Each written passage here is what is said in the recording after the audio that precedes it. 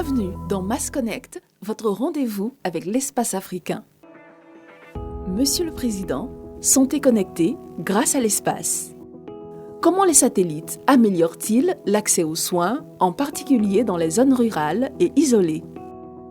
L'espace, aujourd'hui, a innové le domaine de la médecine. D'abord, les découvertes dans l'espace, notamment en astronomie, en télescopie, permettent aujourd'hui d'améliorer le laser, la radiographie médicale, etc. Deuxièmement, la télémédecine.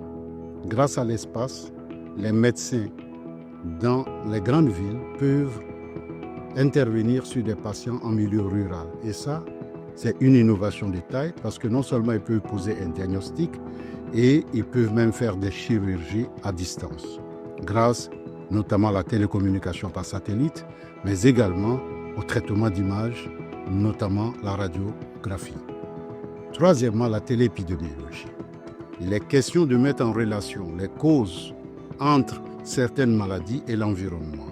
Par exemple, le paludisme et les zones infectées de moustiques.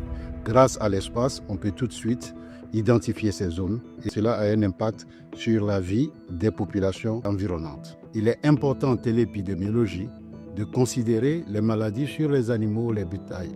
Lorsqu'on circonscrit l'espace, on évite à la population de fréquenter ces espaces. Mieux, on commence à faire un traitement de ces espaces de telle sorte que la santé est améliorée. Voilà rapidement l'espace qui est aujourd'hui au cœur de la médecine, au cœur de la santé publique.